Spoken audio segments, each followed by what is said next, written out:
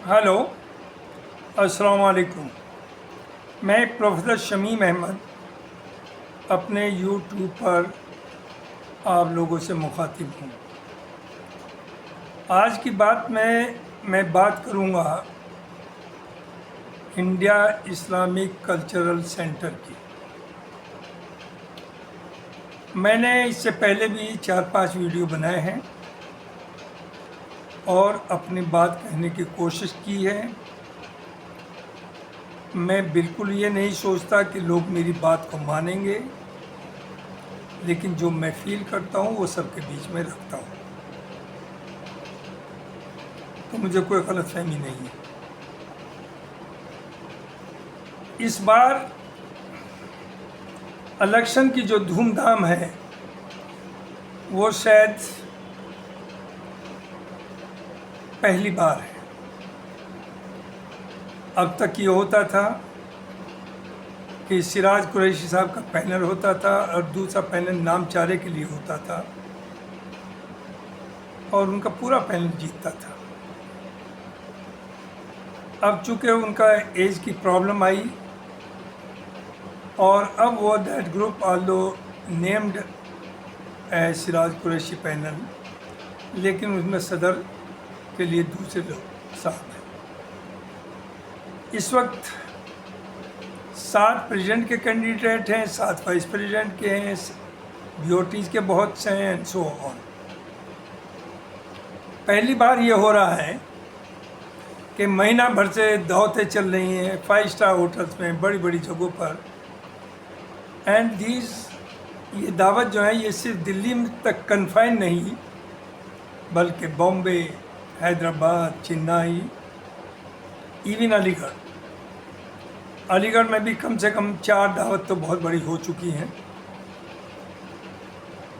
और सब लोग बोस्ट कर रहे हैं कि हमारे साथ बहुत लोग थे, बड़ी सक्सेसफुल मीटिंग रही और हम सबसे आगे। देखिए, द बिटर ट्रूथ इज़ कि बदकिस्मती ये है कि इस कौम का हाल ये है कि अगर खाने पर बुला लीजिए 100 को तो 500 लोग पहुंच जाएंगे, और कोई और बात करनी हो तो 2 आदमी नहीं पहुंचेंगे। तो ये सोचना कि वो जो गैदरिंग थी वो आपके सपोर्टर या वोटर हैं, ऐसा नहीं है। ये किसी एक के लिए नहीं कह रहा हूँ, मैं सभी के लिए। ख़ास तौर से अलीगढ़ में मैंने चारों दावतों में देखा कि शायद 5% लोग भी वो नहीं थे जो उस पैनल के सपोर्ट में थे या यहाँ वोटर थे। होता ये, हमने अपने दोस्त को फ़ोन किया कि भाई कुछ लोगों को ले आइए, आप आइए, इनवाइटेड है, 2-4 और लाइए। वो 50 को लेके पहुंचा और खूब खाना खाया, ऐश की। आने शायद आपने मुझे शायद ही किसी दावत में देखा हो, मैं किसी दावत में नहीं गया। ये नहीं कि मैं कोई अपने को कुछ समझता हूँ, बल्कि ये कि वहाँ आप अपनी सोच नहीं रख सकते। अगर जो पैनल के जिन लोगों ने इतना बड़ा अरेंजमेंट किया, इतना बड़ा खर्चा किया, तो उनसे हट कर के आप बोलेंगे तो लोग आपको पसंद नहीं करेंगे, बोलना मच सकता है। सो आई अवॉइड इट। इन्वाइट मुझे हर में किया गया है, बड़ी मोहब्बत से किया गया है, बड़े अच्छे लोग हैं सभी पैनल्स में, कोई ऐसा नहीं कोई बुरे हैं। तो खूब दावतें हुई और अभी उम्मीद है 11 तारीख तक चलेंगे, 11 अगस्त तक। तो एन्जॉय इट। लेकिन आप ये बताएं कि जो 10 या 12 तो व्हाट्सएप ग्रुप बने हुए हैं, 24 आवर्स उन पर डिस्कशन चल रहे हैं, वीडियो भी पढ़ रहे हैं, डिफरेंट वीडियो वाले आ रहे हैं, इंटरव्यूज ले रहे हैं, अपने लोग बातें कह रहे हैं। कुछ चैनल्स तो बहुत ऑनेस्टी के साथ जो बात वो कर रहे हैं, लेकिन कुछ तो लगता ऐसा है कि they are the agents and they are simply nothing but they are brokers. मैं देखता हूँ न्यूज़ चैनल का काम होता है कि वो इंडिपेंडेंट इम्पार्शियल बात करें, लेकिन ऐसा एक दो चैनल मुझे खुशी हुई कि वो बहुत अच्छा बोले हैं, बहुत अच्छी तरह से सवालात किए हैं और वो बहस होकर के बात नहीं की, लेकिन बाय एंड लार्ज ऐसा नहीं था। लिहाजा सभी पैनल्स में जो अंधभक्त हैं, उन पैनल्स के लीडर्स के, वो टस से मस होने को तैयार नहीं, वो दूसरों की सुनने को तैयार नहीं। नॉट ओनली दिस, दूसरे को नीचा दिखाने के लिए इतनी बदतमीजी और बुरी ज़बान इस्तेमाल कर रहे हैं जो नहीं करनी चाहिए। क्योंकि देखिए, इस्लामिक सेंटर का इलेक्शन हो जाएगा, उसके बाद आप सबको एक साथ रहना है, मिलकर रहना है। Community as a whole is integral. जो मुल्क के अंदर हो रहा है वो सब के सामने है। 76 साल से इंडिपेंडेंस के बाद हमारे साथ क्या हुआ, कांग्रेस ने क्या नहीं किया। 25,000 कम्युनल राइट्स हुए और 40-50 लाख मुसलमानों का कत्ल आम हुआ। मुरादाबाद हुआ और जाने क्या क्या नहीं हुआ। उसके बाद समाजवादी देखिए 2013 में जो मुजफ्फरनगर में हुआ। तो आप अंधभक्त किसी के ना बने, आँख खोल करके चलिए।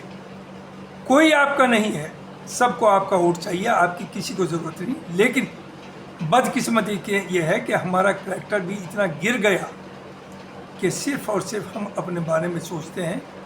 हम कम्युनिटी या मुल्क के बारे में नहीं बोलते। हम झूठ बोलते हैं कि हम कम्युनिटी की बात कर रहे हैं, नहीं, हम पर्सनल प्रमोशन में लगे हुए हैं। अब आइए, जो इस वक्त हालात है, लग यही रहा है कि लड़ाई जो है वो आरएसएस वर्सेस अदर्स। लेकिन उन अदर्स का भी मामला बहुत सही नहीं है। उन अदर्स में भी कुछ अंडर हैंड डील करे हुए हैं दूसरी तरफ। डिटेल अगर किसी को पूछनी होगी फ़ोन करिएगा, मैं बताऊंगा। यहाँ ठीक नहीं है। हालांकि मैं यहाँ भी हो सकता है 1-2 दिन में बोल दूँ, आई डोंट केयर। जो होना है वो होगा। और ये मुसलमान की बदकिस्मती है कि झूठ बोलता है कि हम अल्लाह से डरते हैं। ये अल्लाह के अलावा सबसे डरता है। इसकी हिम्मत ही नहीं सच बोलने की या सच फॉलो करने की। अगर आप ईमानदारी के साथ ईमान पर चलेंगे तो सिर्फ अल्लाह से डरिए। अगर आपका बाप भी, जबकि कुरान में आया है कि बाप के माँ के पैरों के नीचे जन्नत है, बिल्कुल है, उनका मानिए। लेकिन अगर वो गलत रास्ते पर आपको कहें चलने के, तो इस्लाम आपसे कहता है उसे डिफाई करिए, उसके साथ मत चलिए। सिराज साहब का कंट्रीब्यूशन बहुत बड़ा है। आज तक मैंने बुरा नहीं किया, उनके साथ 20 साल में रहा और अभी भी मैं I am his well wisher. But as I told earlier, मैं अंधभक्त नहीं हूँ कि जिधर वो हाँ कर दे हम उनके साथ चल दें।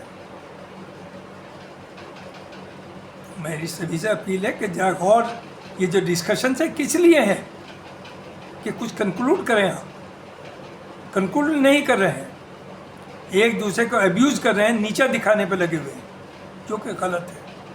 देखिए, बाय एंड लार्ज जहाँ तक कैंडिडेट्स का सवाल है, ज़्यादातर कैंडिडेट्स सभी बहुत अच्छे हैं, लेकिन सब तो नहीं जीत सकते। जीतेगा तो एक ही। तो उसके लिए आपको स्ट्रेटजी बनानी है। तो खुदा के लिए आप किसी को अब्यूज़ ना करें। कभी आप हाफ पैंट कहते हैं, हाफ टेन्योर कहते हैं। ये सब चीज़ें आखिर में आप में हिम्मत है।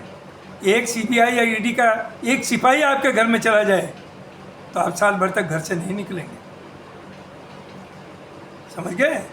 और जिन्हें आप बहादुर कर रहे हैं उनकी पोल खुलेगी तो आपको सबको मालूम हो जाएगा। बहुत से लोग हमारे अंदर जिस तरह की लैंग्वेज यूज़ कर रहे हैं वो भुगत नहीं, उन्हें मुश्किल पड़ जाएगी। दूसरी तरफ एक साहब ने कहा कि हमारे कैंडिडेट तो 1 करोड़ से ज़्यादा खर्च भी कर दिया। तो भाई 1 करोड़ क्यों कर रहे हो खर्च इस इलेक्शन पे?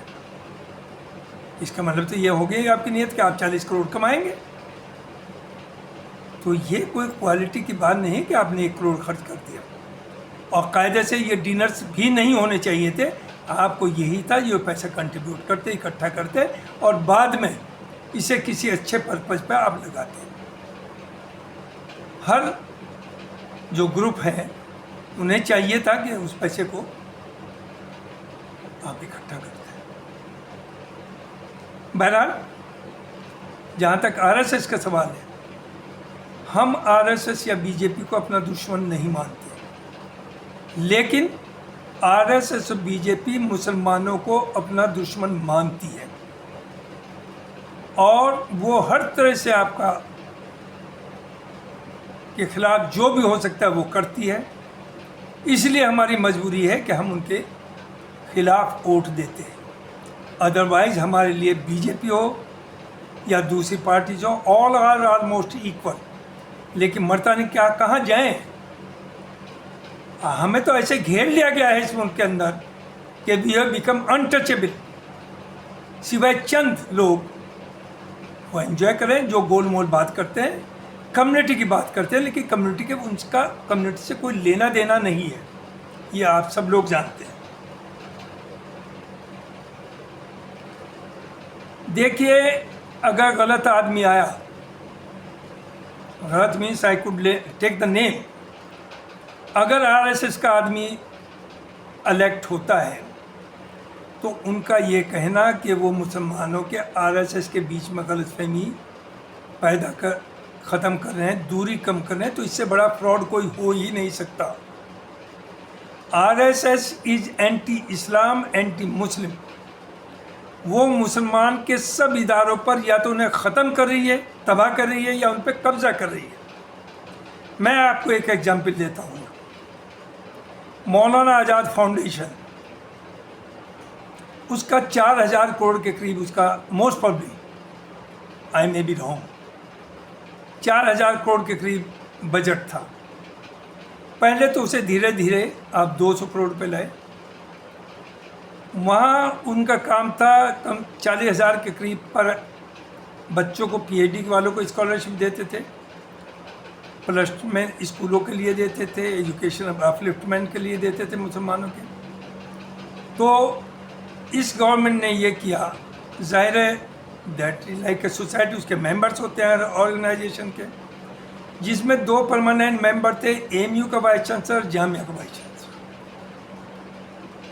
और 3-4 गवर्नमेंट के सेक्रेटरीज थे और 8-10 मेंबर इस तरह थे। लिहाजा इस साल ये किया, जो उसके डायरेक्टर साहब थे, उन्होंने एक रेजोल्यूशन तैयार किया कि इसे ख़त्म कर दिया जाए, इसकी कोई ज़रूरत नहीं है मौलाना आज़ाद फाउंडेशन की, जो एजुकेशन का काम कर रही थी। सबसे साइन करा लिया उधर लोगों से, उससे, और गवर्नमेंट को लिख दिया कि इट शुड बी एबॉलिश्ड। कुछ लोग सुप्रीम कोर्ट और या हाई कोर्ट चले गए, तो उन्होंने अपनी पोजीशन स्ट्रॉन्ग करने के लिए एएमयू के वाइस चांसलर और जामिया के वाइस चांसलर, जो कि दोनों एक्टिंग वाइस चांसलर थे, उनसे कहा ये रेजोल्यूशन है, इस पर साइन कर दिया। उन्होंने चू नहीं करी, साइन कर दिया। And they submitted the letter to the court कि ये सब, ये 2 मुस्लिम इदारे भी हैं, सबकी राय से हमने अबॉलिश किया है। जबकि एक्टिंग वीसी ये कह सकते थे कि साहब we are acting, let the new vice chancellor, permanent vice chancellor, regular vice chancellor comes, उसके बाद आप उनसे साइन कराइए। चूँकि गवर्नमेंट की धमकी है और आपके एक्सपेक्टेशंस हैं, आपको आगे फ्यूचर में आपको कम्युनिटी से कोई लेना देना नहीं, आपको मुल्क से लेना देना नहीं, आपको अपना पर्सनल इंटरेस्ट सबसे ऊपर है, तो वो ख़त्म हो गया। अब आप चिल्ला रहे हैं, चिल्लाते रहिए। दूसरी जो मैं समझता हूँ, दिल्ली में एक जिम खाना था, that was control by Muslim community, आज वहाँ कोई नहीं, कंट्रोल गवर्नमेंट का है। बॉम्बे में था, कंट्रोल गवर्नमेंट का है। अब इसमें क्या होना मैं आपसे बता दूँ। यह IICC, पहला आई इंडियन, दूसरा इस्लामिक कल्चरल सेंटर। इस्लामिक वाला आई की जगह, इस्लामिक की जगह लिखा जाएगा interfaith. IICC means Indian interfaith cultural centre. हो गया आपका काम, एक रेजोल्यूशन पास हो गया, ये नाम हो जाएगा। और उसके बाद मुस्लिम राष्ट्रीय मंच, जिसके इंद्रेश जी प्रेसिडेंट हैं और हमारे वन ऑफ द कैंडिडेट्स उसके नेशनल कन्वीनर हैं, जो कहते हैं वो मुसलमानों का बिल्कुल ये बात सही है कि अगर आज किसी मुस्लिम को कोई पोजीशन गवर्नमेंट में चाहिए वाइस चांसलर में, तो ये रास्ता इन्हीं के थ्रू है, इनके बगैर नहीं कुछ होना। लेकिन मुल्क बदल रहा है, डोंट वरी, बदलेगा, चेंज आ रही है। तो इनका कहना होगा सबसे अच्छी जगह जो ये IICC है, इसका नाम इंडियन इंटरफेथ कल्चरल सेंटर रख करके मुस्लिम राष्ट्रीय मंच का ऑफिस यहाँ खुलवा दीजिए, जो सबसे बड़ा काम हिंदू एक्सट्रीमिस्ट और मुस्लिम एक्सट्रीमिस्ट को करीब लाएगा। कितनी बढ़िया बात है, देखिए। So this is going to happy. Number 2, आपने मेंबरशिप में तो पहले भी गड़बड़ हुई है और हर आदमी यही करता है, वही नहीं। आप सिराज साहब को कहें तो गलत है, जो उनके साथ BOT के लोग थे वो भी उतना ही जिम्मेदार है। तो ये कहना सिराज साहब गलत है, नो। और दूसरी बात, उन लोगों का कुछ का ये कहना है कि हमारी बोलने की उनके सामने हमने कोशिश नहीं की, गलत किया। जब आप सिराज साहब के सामने नहीं बोल सकते, तो जब गवर्नमेंट ऑफ इंडिया ED का एक सिपाही या CBI का सिपाही आपके घर भेजेगा और कहेगा ये करना, तो आपकी हिम्मत होगी, आप उससे टक्कर लेंगे या आप उससे कहेंगे हम ये नहीं करेंगे? तो आप मेंबरशिप ओपन होगी। 42 मेंबर है, 4-5 हज़ार मेंबर RSS आइडियोलॉजी के मेंबर बना दिए जाएंगे। अब कर लीजिए इलेक्शन, करते रहिए, आपकी एंट्री तक बैन हो जाएगी वहाँ, और नाम वही रहेगा IICC, Indian interfaith cultural centre, managed by Muslim Rashtriya Manch. तो I am not against doctor Majid Talikoti, he may be and he is a very good doctor, लेकिन हज़ारों डॉक्टर हैं मुसलमान। बॉम्बे में जाइए, टाटा इंस्टीट्यूट, दूसरा जो बोरो का हॉस्पिटल है वहाँ जाइए, एक से एक बड़ा डॉक्टर पड़ा है। अलीगढ़ में आइए, इंटरनेशनल रिनाउंड डॉक्टर्स यहाँ हैं। हमारे प्रोफेसर रब्बानी AMU के, जिन्होंने सैकड़ों ऑपरेशन किए हैं, हार्ट के बाईपास की है, निहायत ईमानदार, साफ सुथरे, नेक, अच्छे आदमी हैं, इंटरनेशनल रेप्यूट का आदमी है, हज़ारों अवार्ड मिल चुके और सैकड़ों जगह से उन्हें ऑफर हैं, लेकिन नहीं गए। वाइस चांसलर के पैनल भी में हाईएस्ट वोट थे उनके, लेकिन जाहिर है वो गवर्नमेंट को उतना सूट नहीं किए। जिसका 3rd नंबर पर था उसे कर दिया, वो गवर्नमेंट का राइट है।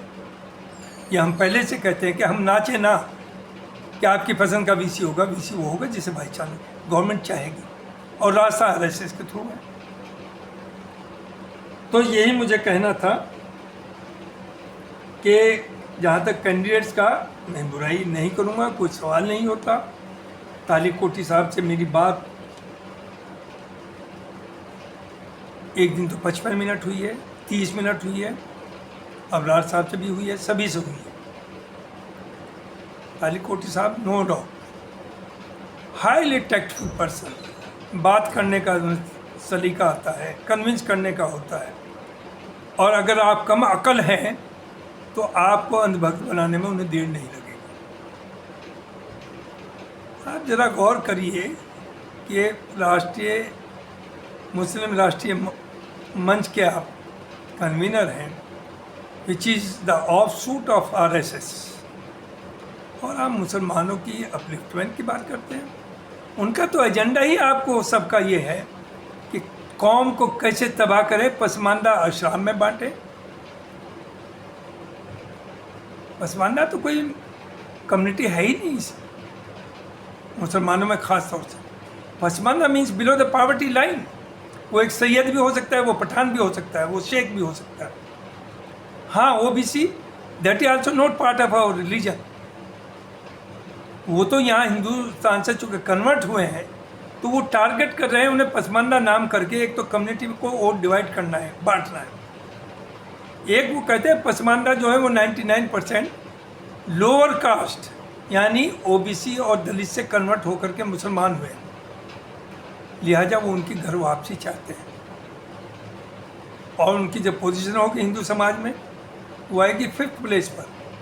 सबसे पहले ब्राह्मण, नंबर 2 ठाकुर, नंबर 3 वैश्य, नंबर 4 पे दलित ओबीसी जो घुटने से नीचे पैदा हुए, और 5th लेवल पर मुसलमान होगा जो कन्वर्ट होके जाएगा।